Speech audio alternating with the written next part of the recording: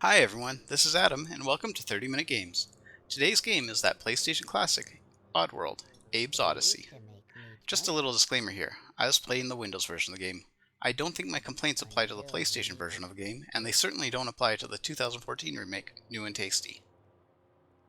I wanted to review Abe's Oddysee rather than New and Tasty for a few reasons. First, New and Tasty is a reimagining, not a remake of Abe's Oddysee. Although the two games have a lot in common, including the same storyline, they are different in how they play. The second reason is because Abe's Oddysee is still on sale on its own right, and is a much better price, whereas New and Tasty is still $20. Not a bad price, but still much more than Abe's Oddysee. I did briefly test New and Tasty for this review, and although I was impressed with how it played, and I expect to be doing a review of that version in the future, I was less impressed with Abe's Oddysee. The game was a struggle to review, not because it was bad, but because the controls were terrible. This is the original 1997 PC release of the game. Gamepads are minimally supported, and they end up going back to the keyboard, which was still terrible. It's clear that it was made with gamepads in mind, however, and New and Tasty with its full gamepad support proves this. If you want the game cheap and can find the PS1 version, that might be the way to go.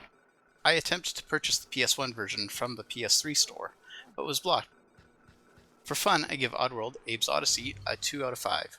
I definitely saw where the fun comes from and why this is just such a classic game, but the implementation just doesn't work well in the modern day.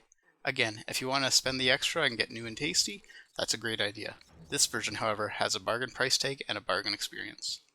The time investment to learn the game is pretty low. I'd give it a 5 out of 5. The controls are explained to you as you make your way through the factory, with puzzles that will test you on those same functions. It's a pretty standard puzzle platformer, which makes it easier. The game, at least the parts I saw, was super accessible. I give it a 5 out of 5. Space between save points is relatively small. You do have to start over at a save point when you restart the game or die, but other than a few annoying puzzles, that wasn't too bad. For portability, assuming the PS1 store will cooperate with you, this game works with the PS Vita. It can also be played on a laptop without any trouble. This one also gets a 5 out of 5 for portability. Thank you for listening. If you have any comments or suggestions, please feel free to leave them below. If you enjoyed this video, please like or subscribe.